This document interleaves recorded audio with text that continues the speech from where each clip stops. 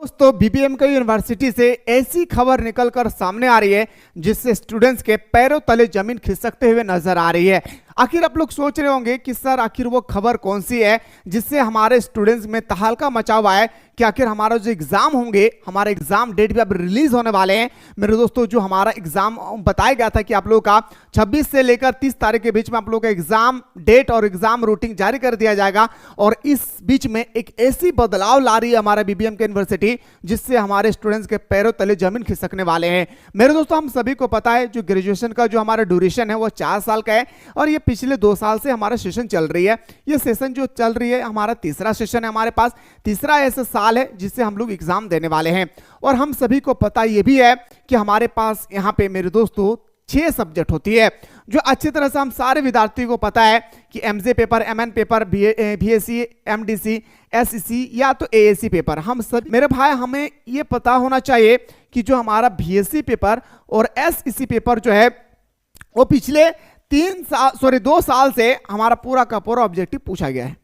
आप देख सकते हैं, हो सकता है मेरे दोस्तों मैं झूठ बोल रहा हूं तो आप क्वेश्चन पेपर मेरे पास देख सकते हैं। मैं अगला वीडियो में बताऊंगा कि आखिर हमारा डिजिटल एजुकेशन जिसे हम लोग एसईसी पेपर कहते हैं और हमारा बीएससी पेपर अंडरस्टैंडिंग इंडिया में किस प्रकार से पिछले 2 साल से क्वेश्चन पूछा गया है, मैं अगला वीडियो लेकर आने वाला हूं।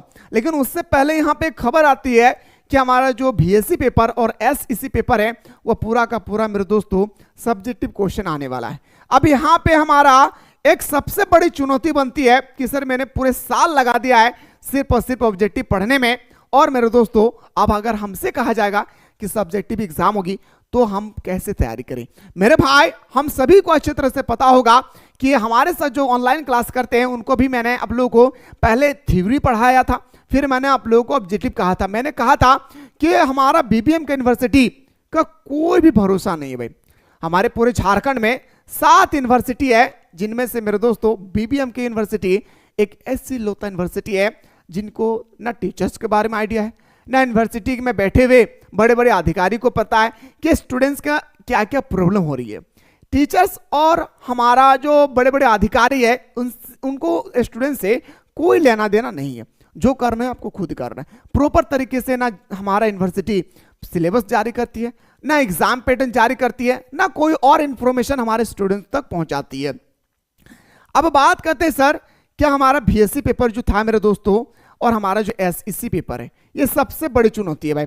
हम सभी को बताते चलो मेरे दोस्तों, याद रखिएगा जो हमारा बीएससी पेपर है, सॉरी एसईसी पेपर, ये हमारा 75 मार्क्स का होता है, और हमारा जो बीएससी पेपर है जिसे हम लोग बोलते हैं अंडरस्टैंडिंग इंडिया, ये पूरा का पूरा हमारा 100 मार्क्स का होता है।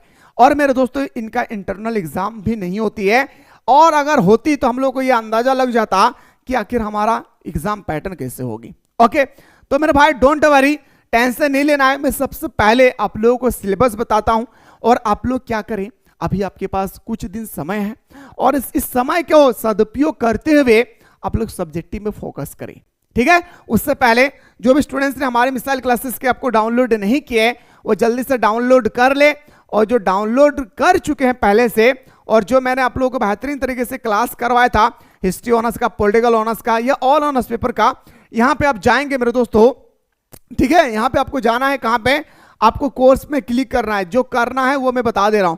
कंटेंट में जाना है, कंटेंट में जाने के बाद मेरे दोस्तों एक फोल्डर होगा आपका अंडरस्टैंडिंग इंडिया।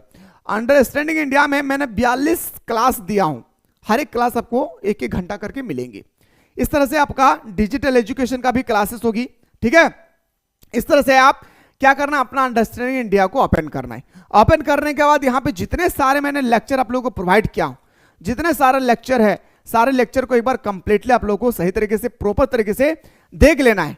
दूसरी बात, यहां पे लेक्चर ही नहीं बल्कि मेरे दोस्तों आप लोगों को मैंने आप लोगों को साधारण भाषा में नोट्स भी प्रोवाइड किया है, तो ये सारे नोट्स को भी आप लोगों को कंप्लीटली देख लेना है। अब क्वेश्चन आती है सर कि हमारा एग्जाम अगर सब्जेक्टिव में होगा तो हम लोग का सिलेबस कैसी होगी, तो थोड़ा सा मेरे भाई मैं चाह रहा हूं कि आप लोगों को सिलेबस के बारे में पता होना चाहिए, हमारा डिजिटल एजुकेशन के बारे में। तो देखिए डिजिटल एजुकेशन में इंग्लिश में ही आपका क्वेश्चन आएगी, तो आपका इंट्रोडक्शन, कंप्यूटर के बारे में इंट्रोडक्शन, इसके बाद ऑब्जेक्टिव बताना है, computer and latest IT gadget के बारे में पढ़ना है। ये सारा सिलेबस आपका किसके बारे में है मेरे भाई, तो आप देख सकते हैं इतने सारा सिलेबस सिर्फ और सिर्फ हमारा याद रखिए डिजिटल एजुकेशन का है। ये तो मैं अभी यूनिट 1 का दिखा, यूनिट 2 में देखिए कितना चैप्टर है भाई। इसके बाद मेरे दोस्तों इस तरह से यूनिट 3 में देख सकते हैं, यूनिट 4 में देख सकते हैं। इतने सारे चीजों को आप लोगों को पढ़ना है डिजिटल एजुकेशन में, इतना सारा चीज को आप लोगों को पढ़ना है डिजिटल एजुकेशन में। और मेरे भाई हमारे पास समय भी बहुत ही कम है, इसलिए मेरे दोस्तों मैंने आप लोगों को बताया था कि जो भी क्वेश्चन मैं पढ़ा रहा हूं बस आप लोग ईमानदारी पूर्वक पढ़ लेना है। क्या करना है मेरे भाई, ईमानदारी पूर्वक पढ़ लेना है। और यहां पे आप लोगों को देखने को मिलेंगे एक सिलेक्टेड क्वेश्चन, मेरे बात को ध्यान से सुनिए। यहां पे आप लोगों को देखने को मिलेंगे क्या, एक सिलेक्टेड सेट, सिलेक्टेड क्वेश्चन। अब जैसे यहां पे मेरे दोस्तों आप क्लिक करेंगे तो बीबीएम के यूनिवर्सिटी का सिलेक्टेड मिलेगी।